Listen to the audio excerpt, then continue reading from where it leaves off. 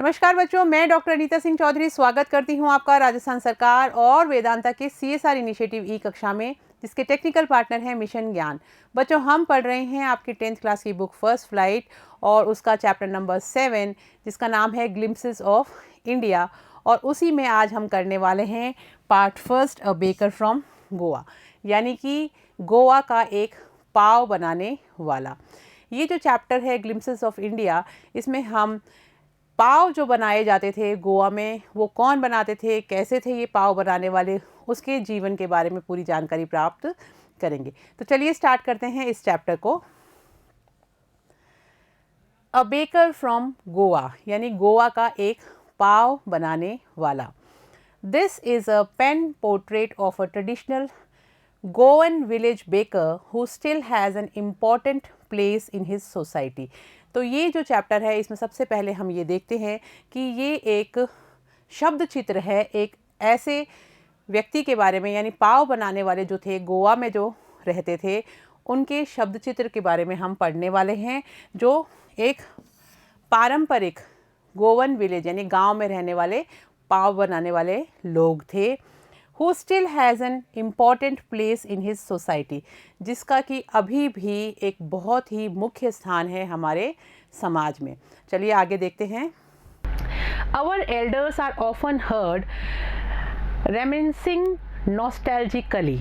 Reminiscing नॉस्टैल्जिकली का मतलब होता है अतीत के बारे में बहुत ही खुशी से अगर हम कोई चीज़ को याद करते हैं तो उसके लिए बोला जाता है अबाउट दोज डेज, यानी कि हमारे जो पूर्वज हैं उनको हमने हर्ड यानी सुना है अपने अतीत के बारे में बात करते हुए। About those days old Portuguese days, यानी उन दिनों के बारे में जो पुराने यानी प्राचीन पुर्तगाली दिन थे, यानी पुर्तगाल से आए हुए जो लोग थे, वो लोग जब वहाँ पर थे तो उस समय किस तरह का वहाँ माहौल था, उसके बारे में हमने उन्हें चर्चा करते हुए सुना। The Portuguese and their famous loaves of bread, और वो किस बारे में बात करते थे, उन पुर्तगालियों के बारे में बात करते थे और उनकी प्रसिद्ध loaves of bread, loaves of bread यानी ब्रेड से बने हुए पाव जो होते हैं उनके बारे में बात किया करते थे। Those eaters of loaves might have vanished। Vanish का मतलब होता है गायब हो जाना। ऐसा लगता है कि वो जो ब्रेड खाने वाले थे वो कहीं ना कहीं गायब हो गए हैं, बट लेकिन द मेकर्स, उनको बनाने वाले, ऐसा कहा जाता है कि खाने वाले तो शायद कहीं गायब हो गए, यानी पुर्तगाली जो बहुत ज़्यादा संख्या में थे वो धीरे धीरे कम हो गए हैं, तो खाने वालों की संख्या जो है वो तो कम हो गई है, but the makers are still there. लेकिन ये जो पाव बनाने वाले, जो ब्रेड बनाने वाले हैं, डबल रोटी बनाने वाले हैं, ये लोग अभी भी वहाँ हैं। We still have amongst us the mixers, the molders and those who bake the loaves। यानी हमारे पास अभी भी वो लोग हैं, हमारे बीच में हैं। कौन कौन है? जो ब्रेड को मोल्ड करते हैं वो लोग हैं, यानी ब्रेड से जब पाव बनता है तो उसको पहले गूंथना पड़ता है मशीनों में या हाथ से। And those who bake the loaves, और फिर वो लोग जो उसको पकाते हैं, यानी ब्रेड को मोल्ड करने वाले, गूंथने वाले भी हैं और पकाने वाले भी हैं। तो लोव्स का मतलब होता है ब्रेड से बना हुआ पाव या पाव रोटी भी आप उसको कह सकते हैं। वैनिश का मतलब होता है गायब हो चुके हैं, जैसा मैंने आपको बताया। और मोल्डर्स यानी जो उसको गूंथते हैं और बनाते हैं। और एक मोल्ड का मतलब होता है जैसे सांचे में ढाल के कोई चीज़ को तैयार करना, तो सांचे में ढाल के जो तैयार करते हैं उसको भी हम मोल्डर्स बोलते हैं। तो उन ब्रेड के जो लोव्स हैं, यानी ब्रेड जो गूंथा हुआ जो आटा होता है उसको सांचे में ढालने वाले और उसको बेक करने वाले, बनाने वाले अभी भी हैं, खाने वालों की संख्या थोड़ी कम हो गई है। Those age old time tested furnaces still exist. Furnaces का मतलब होता है भट्टियाँ, यानी कि जो भट्टियाँ हैं, यानी समय के साथ वो जो भट्टियाँ थी जिनके अंदर ये सब चीज़ें पकाई जाती थी, स्टिल एग्जिस्ट, अभी भी विद्यमान हैं, यानी अभी भी उपस्थित हैं, पाई जाती हैं। The fire in the furnaces has not yet been extinguished. Extinguished का मतलब होता है बुझना, कि अभी तक उन भट्टियों की जो आग है वो बुझी नहीं। कहने का मतलब ये है कि लोग अभी भी पाव खाते हैं, अभी भी ब्रेड बनती है और भट्टियाँ जलाई जाती हैं, वो अभी बुझी नहीं है, उनकी आग अभी भी वो काम करती हैं। द थर्ड and jingle of the traditional bakers bamboo. थर्ड का मतलब होता है एक्सटिंग्विश्ड का पहले बता देती हूँ मैं आपको, बुझी लिखा हुआ है। थर्ड, धम धम धम की जो आवाज़ होती है वो इस तरह की आवाज़ करके आता था जब बेकर था, ताकि सबको पता चल जाए कि बेकर आ गया है। थर्ड का मतलब होता है धम धम की आवाज़। जिंगल का मतलब होता है झंकार या टनटनाहट, यानी जब भी वो ब्रेड वाला आता था तो वो एक तो या तो धम धम की आवाज़ करता था या फिर घंटी बजाता था, झंकार बजाता था, ताकि सबको पता चल जाए कि बेकर जो है वो आ गया है। द थर्ड and jingle of the traditional bakers bamboo. Traditional का मतलब होता है पारंपरिक और बैम्बू का मतलब होता है बांस, यानी वो जो ब्रेड वाला था वो एक अपना परंपरागत जो उसका बांस था उसको साथ में लेके आता था, झनझन की आवाज़ करता था और सबको बता देता था कि वो वहाँ पर आ गया है। Heralding his arrival in the morning. Heralding का मतलब होता है ये घोषणा कर देना, बता देना कि भाई मैं आ गया हूँ, मैं पहुँच चुका हूँ, तो आप लोग ब्रेड खरीद सकते हैं। Can still be heard in some places. तो उसकी ये जो आने की आवाज़ है, अराइवल की आवाज़ है सुबह सुबह इन द मॉर्निंग, वो अभी भी can still be heard in some places, कुछ जगहों पे अभी भी सुनी जा सकती है। आप लोगों ने भी अपने घर के बाहर सुना होगा कई बार, जैसे ब्रेड वाला आता है तो आवाज़ लगाते हुए। अभी हो सकता है कि वो बेकर ना हो, सिर्फ बेचने वाला हो, लेकिन उस ज़माने में जो बेकर थे, जो बनाते थे ब्रेड, वही ब्रेड बेचा भी करते थे। मे बी प्रोफेशन का मतलब होता है व्यवसाय, और यही उनका व्यवसाय था, यानी यही उनका रोजी रोटी कमाने का साधन था। Maybe the father is not alive but the son still carries on the family profession.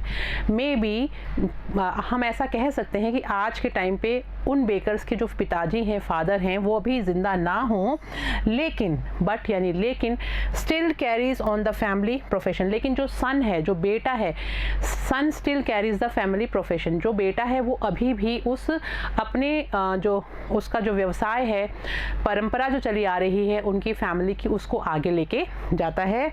These bakers are even today known as pader in Goa, और इन ब्रेड बनाने वालों को आज भी गोवा में पैडर के नाम से पुकारा जाता है।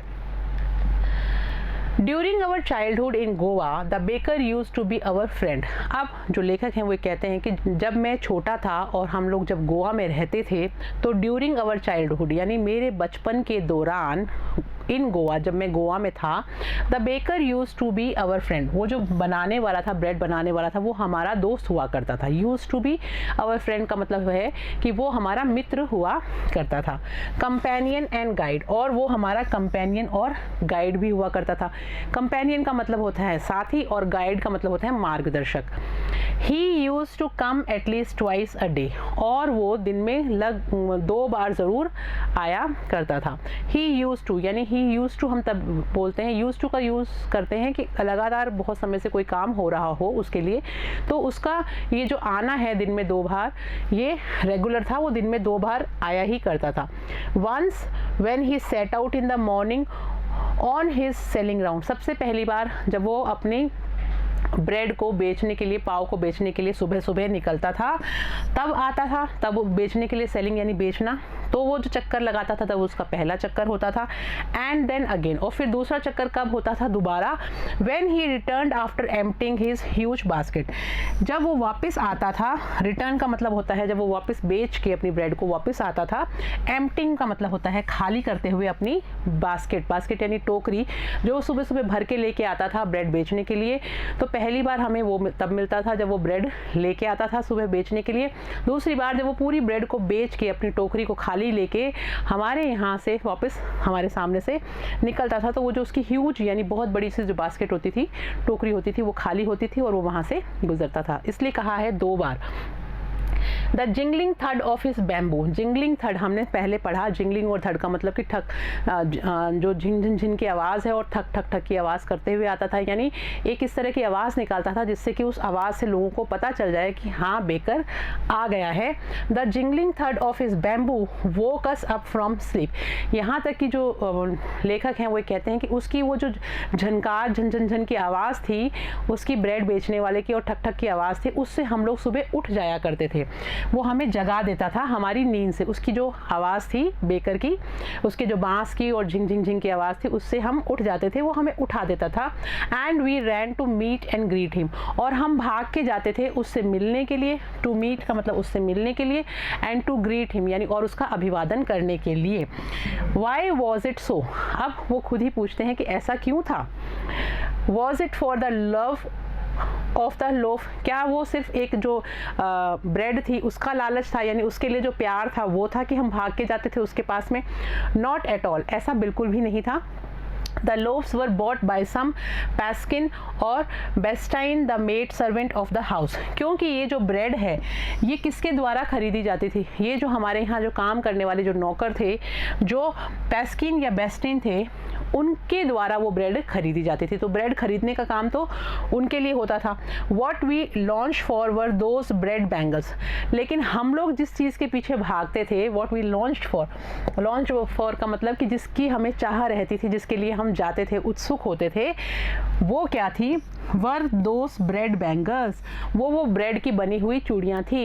ये हाथ में पहनने वाली चूड़ियों की बात नहीं हो रही, ब्रेड का कुछ इस तरह का चूड़ियाँ यानी चूड़ी के आकार की कोई चीज़ है जिसके लिए वो कह रहे हैं कि हमें वो बहुत पसंद थी, तो हम वो ब्रेड बैंगल्स लेने के लिए जाते थे। खाने की जो ब्रेड बैंगल्स होती थी, पाव की जो चूड़ियाँ होती थी बनी हुई, उनको लेने के लिए जाते थे। विच वी चोज केयरफुली, और जिनका कि हम बहुत ध्यान से हम उनको चुनते थे, सावधानी से। केयरफुली यानी सावधानी से, चूज यानी चुनते थे, और फिर हम उनमें से उन ब्रेड बैंगल्स को चुनते थे।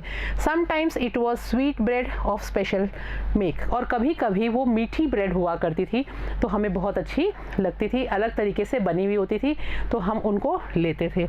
The baker made his musical entry on the scene with the Zhang Zhang sound of specially made bamboo staff, और जो ये बेकर था, ये जो अपने हाथ में वो जो बांस का जो एक छोटा सा सांचा सा होता है, जो आपने देखा होगा, उसको ऐसे रख देते हैं और उसके ऊपर वो टोकरी रख देता है बांस के उस सांचे के ऊपर। तो the baker made his musical entry, यानी कि वो एक संगीत बजाते हुए अपनी एंट्री करता था, यानी दाखिल होता था जब वो baker on the scene with the झैंग झैंग, और कहाँ पे, जब वो गलियों में आता था उस जगह पे, उस दृश्य में, और झैंग झैंग झैंग की आवाज़ करता था। Sound of his specially made bamboo staff, और वो किस चीज़ की आवाज़ होती थी, वो जो उसके बांस का जो एक स्टैंड बना हुआ होता था और एक जो लकड़ी थी जिसपे वो झंग झंग झंग आवाज़ करता था, थट ठक ठक ठक करता था, उसकी आवाज़ होती थी। One hand supported the basket on his head and the other bang the bamboo on the ground. अब वो क्या करता था, एक हाथ से अपने सिर पे टोकरी पकड़ के रखता था, और दूसरे हाथ में वो जो लकड़ी का, जो बांस का, जो बैम्बू का जो सांचा होता था, उसको वो पकड़ के रखता था। और जहाँ पे भी कोई उससे ब्रेड मांगता था, तो वो क्या करता था, उस सांचे को पहले नीचे रखता था, स्टैंड जैसा बना होता था इस तरह क्रॉस सा, तो उस बैम्बू को नीचे रखता था और उसी से टोकरी उठा के उसके ऊपर रख देता था, और इस तरह से अपनी बिक्री करता था। He would greet the lady of the house with good morning and then place his basket on the vertical bamboo. Vertical का मतलब होता है सीधा। और फिर वो क्या करता था, जिस भी जगह जाता था वहाँ पे जो महिला होती थी उसका अभिवादन करता था गुड मॉर्निंग कह के, और उसके बाद में अपना वो जो बैम्बू का जो स्टैंड सा होता था जो उसके हाथ में होता था, उसको नीचे रखता था और उसके ऊपर अपनी टोकरी को रख देता था, सीधा वर्टिकल रख देता था। We kids would be paused aside, और हम बच्चों को वहीं पर रोक दिया जाता था with a mild rebuke. Rebuke का मतलब होता है डांटना, और माइल्ड यानी थोड़ी सी डांट के साथ, फटकार के साथ, जैसे हमें वहाँ पर रोक दिया जाता था। And the loaves would be delivered to the servants, और उसके बाद में वो जो ब्रेड थी, लोव्स थे, वो खरीदे जाते थे, और किसको दे दिए जाते थे, वो जो सर्वेंट्स हमारे यहाँ जो नौकर काम करते थे उनको वो ब्रेड दे दी जाती थी, क्योंकि वो लोग वो खाते थे। माइल्ड रिब्यूक का मतलब होता है हल्की डांट, और डिलीवर्ड मतलब दे देना। पैरापेट का मतलब होता है मुंडेर, और फ्रेगनेंस का मतलब होता है सुगंध। But we would not give up, लेकिन हम जो है वो बच्चे जो आप जानते हो थोड़े शैतान होते हैं।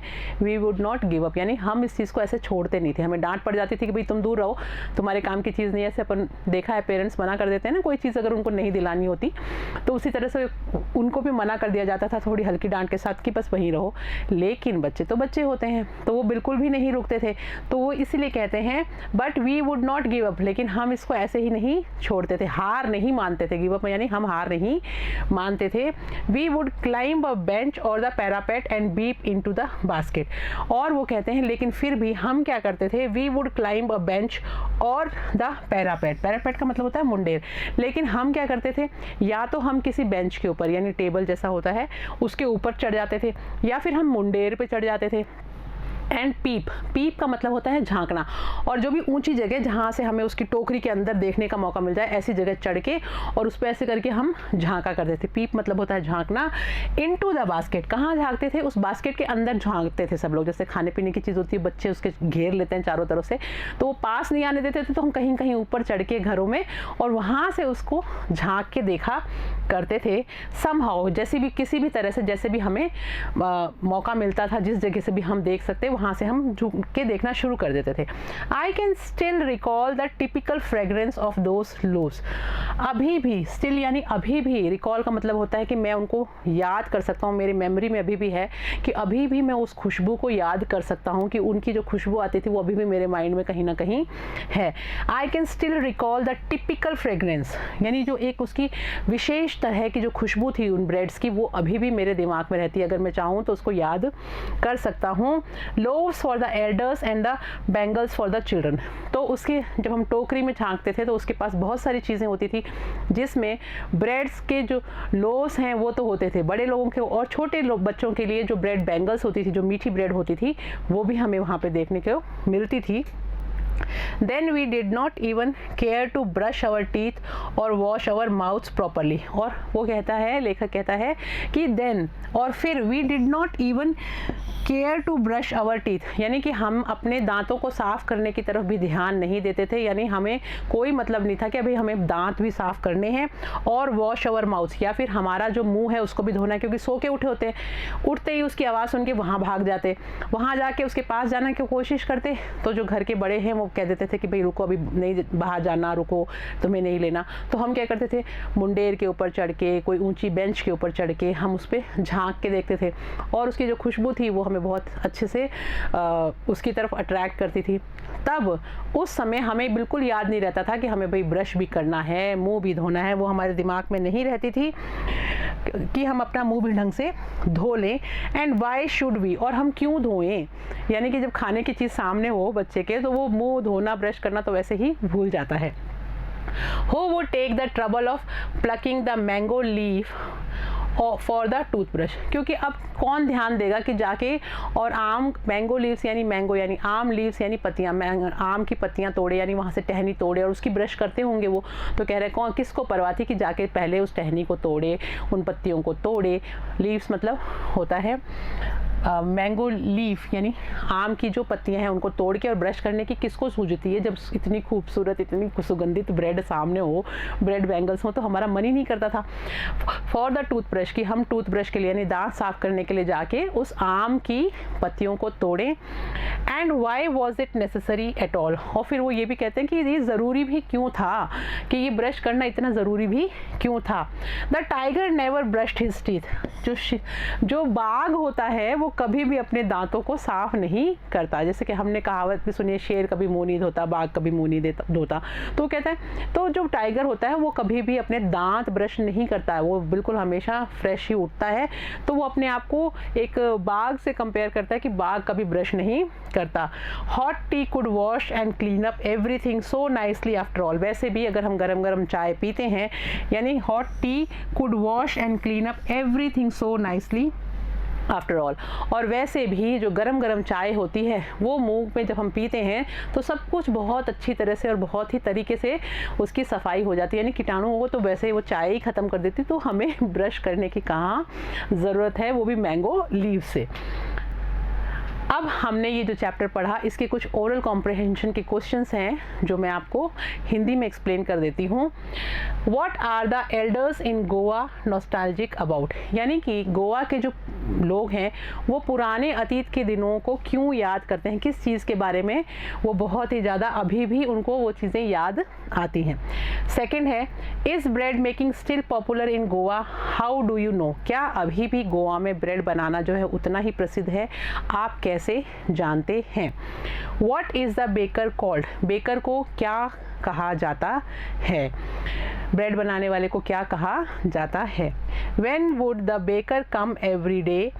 Why did the children run to meet him? कि रोज़ जो बेकर है वो रोज़ क्यों आता था और बच्चे भाग के उससे मिलने के लिए क्यों जाते थे? When would the baker come every day? यानी किस समय बेकर आता था और बच्चे उसके पास भाग के क्यों जाते थे उसे मिलने के लिए?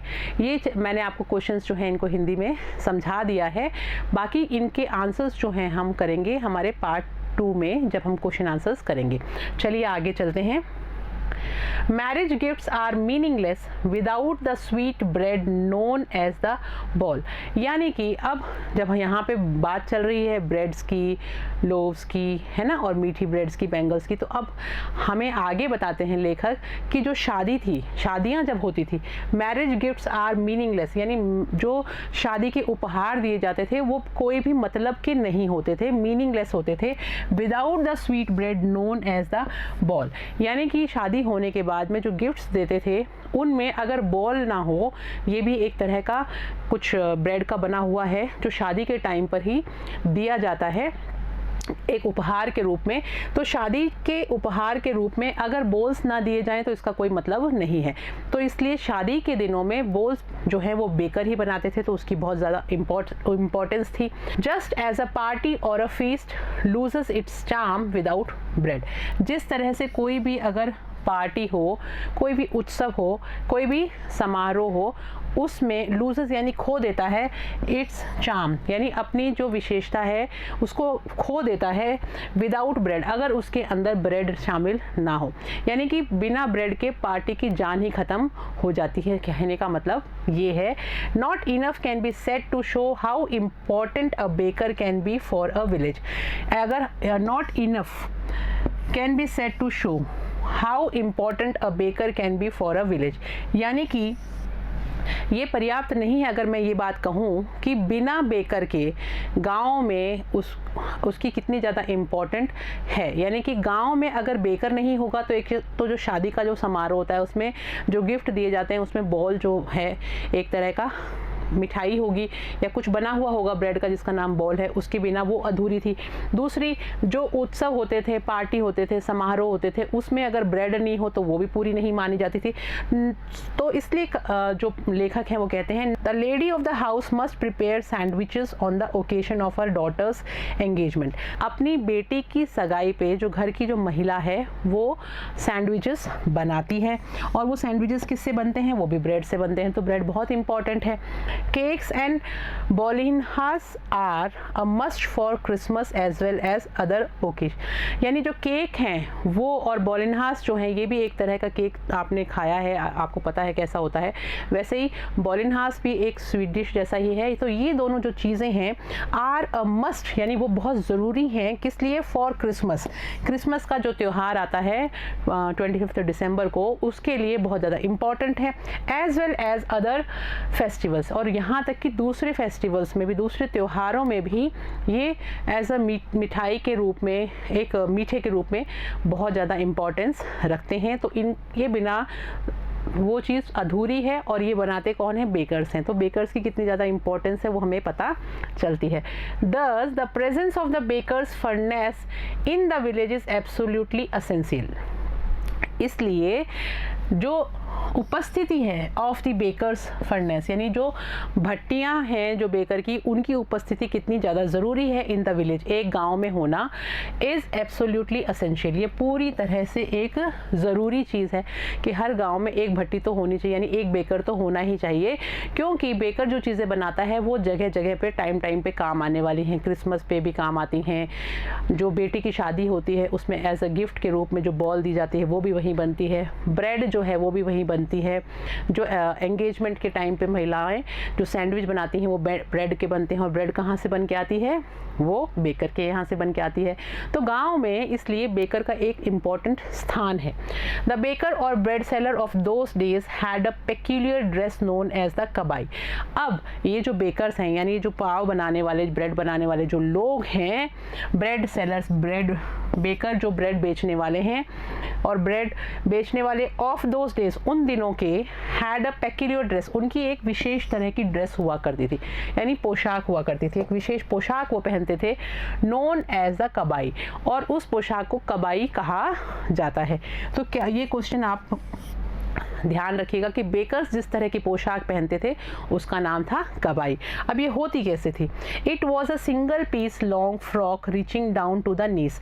ये एक सिंगल पीस यानी एक ही ऊपर से लेके एक ही नीचे तक की एक सिंगल पीस की फ्रॉक जैसी होती थी, जिसको ऊपर से लेके नीचे तक लंबी फ्रॉक जैसी होती थी, reaching down to the knees, जो ऊपर से लेके और घुटनों तक पहुंचती थी। In our childhood we saw bakers wearing a shirt and trousers. और वो अब अपने बचपन की बात बताते हैं कि जब हम लोग छोटे थे, हमारे बचपन में हमने देखा, हमने देखा कि बेकर्स जो थे वो क्या पहनते थे, वियरिंग यानी पहना करते थे, एक शर्ट पहनते थे एंड ट्राउज़र्स, और उसके साथ में वो नीचे ट्राउज़र्स पहनते थे, पैंट जैसा कुछ पहनते थे, which were shorter than the full length ones and longer than. और वो जो नीचे का जो हिस्सा होता था, जो शर्ट पहनते थे वो शॉर्टर होती थी, फुल लेंथ यानी पूरी लंबी नहीं होती थी, शॉर्ट होती थी, and longer than half pants, और आधी पैंट से थोड़ी सी ज़्यादा लंबी हुआ करती थी, यानी कि पूरी होती थी, शॉर्ट होती थी, और जो आप हाफ पैंट पहनते हो यानी निक्कर जो पहनते हो उससे थोड़ी छोटी होती थी। इवन टुडे, और अभी आज के टाइम पर भी, anyone who wears a half pant, कोई भी जो निक्कर यानी हाफ पैंट यानी निक्कर जो होता है उससे थोड़ा सा लंबा, वो अगर पहनता है, which reaches just below the knees, जो कि थोड़ा निक्कर थोड़ा घुटनों से ऊपर होता है, और ये जो हाफ पैंट्स होती हैं ये नीज से थोड़ा नीचे तक होती हैं, तो वहाँ तक पहुँचती हैं घुटनों से थोड़ा नीचे तक, just below the knees, invites the comment that he is dressed like अ पैडर। तो उसको एक ये विशेष टिप्पणी सुनने को मिल जाती है कि वो तो एक पैडर की तरह दिखाई देता है, पैडर यानी एक ब्रेड बेचने वाले की तरह दिखाई देता है। The baker usually collected his bills at the end of the month। अब ये जो बेकर था यानी जो ब्रेड बनाने वाला था, ये अपने बिलों को कब इकट्ठा करता था? The baker usually, प्राय वो इकट्ठा किया करता था his bills, अपने बिलों को at the end of the month, महीने के आखिर में इकट्ठा किया करता था। Monthly accounts used to be recorded on some wall in pencil, और मंथली अकाउंट जो है यानी हर महीने का जो हिसाब किताब है वो कहाँ लिखता था? वो पेंसिल से दीवार के ऊपर लिख लिया जाता था, रिकॉर्डेड ऑन द वॉल, तो दीवार के ऊपर एक पेंसिल से वो लिख लेता था। Baking was indeed a profitable profession. अब जो ये बेकिंग का जो व्यवसाय है ये काफ़ी अच्छा व्यवसाय था, काफ़ी इसमें पैसा मिलता था, आमदनी बहुत अच्छी हो जाती थी। प्रॉफिटेबल यानी आपको प्रॉफिट देने वाला, फ़ायदा देने वाला व्यवसाय था। इन द ओल्ड डेज, पुराने दिनों में, the baker and his family, और ये जो बेकर था यानी जो ब्रेड बनाने वाला था वो और उसका परिवार, नेवर स्टार्व्ड, कभी भी भूखों नहीं मरते थे, कभी भी उनको भूख का सामना नहीं करना पड़ता था। क्यों? He, his family and his servants always looked happy and prosperous. ऐसा इसलिए क्योंकि वो जो बेकर था, जो बेकिंग करता था, बनाता था ब्रेड, वो और उसका परिवार और उसके जो नौकर, यहाँ तक कि जो उसके यहाँ नौकर काम करते थे, ऑलवेज यानी वो हमेशा दिखाई देते थे, लुक्ड यानी हम उनको देख सकते थे, हैप्पी, वो हमेशा खुश दिखाई देते थे, एंड प्रॉस्पेरस, और प्रॉस्पेरस का मतलब होता है समृद्ध, यानी अच्छा खासा, जिसके पास पैसा हो, साधन संपन्न होता है, उसको कहते हैं। तो ये बेकर, उसके परिवार वाले और उसके यहाँ काम करने वाले जो सर्वेंट हैं वो सारे के सारे साधन संपन्न दिखाई देते थे, कभी भी भूखों मरने वाले से नहीं दिखते थे। Their plum physique was an open testimony. Their plum physique यानी उनका जो बाहर से हम फिजिक देखें, यानी अगर हम उनको बाह्य रूप से देखें तो वो मोटे मोटे, प्लम यानी थोड़े गोल मोल से, जो अच्छा खाता पीता है वैसे दिखाई देते थे। And was an open testimony, और ये जो है ये एक खुली तरीके से दिखने वाला एक आपके सामने प्रूफ है कि जो व्यक्ति दिखने में इतना हट्टा-कट्टा लग रहा है, स्वस्थ लग रहा है, तो वो तो कभी भूखों मर ही नहीं सकता। प्रॉस्परस का मतलब होता है समृद्ध। प्लम फिजिक्स यानी थोड़ा सा गदराया हुआ मोटा शरीर। ओपन टेस्टिमनी यानी खुला प्रमाण, जो प्रूफ है वो हमें दिखाई देता है कि भाई वो इस तरह के दिखाई देते थे तो वो कभी भूखों तो मरते ही नहीं होंगे। तो ओपन टेस्टिमनी यानी कि जो खुला प्रमाण, आपको प्रूफ दिखाई दे जाता है उनको देख के, ऑफ दिस यानी इस चीज़ के वो खुला प्रमाण थे, हम उनको देख सकते थे। Even today any person with a jack fruit like physical appearance is easily compare to a baker. और आज के ज़माने में भी अगर कोई व्यक्ति जैक फ्रूट के जैसा दिखाई देता है, थोड़ा सा मोटा दिखाई देता है, तो फिर हम उसको ये कह सकते हैं वो एक बेकर से कंपेयर उसको किया जाता है कि ये तो बेकर की तरह लगता है। ठीक है, तो बेकर का एक तरह से देखा जाए तो जो अच्छा खासा मोटा और साधन संपन्न समृद्ध व्यक्ति लगता है उसको बेकर के साथ कंपेयर किया गया है। तो आई होप बच्चों ये चैप्टर आपको अच्छे से समझ में आ गया होगा। आप इसको ध्यान से पढ़िएगा, इसके डिफ़िकल्ट वर्ड्स को भी लिख लिख के याद कीजिएगा। हम मिलते हैं नेक्स्ट क्लास में, तब तक आप लोग पढ़ते रहिए। Thank you.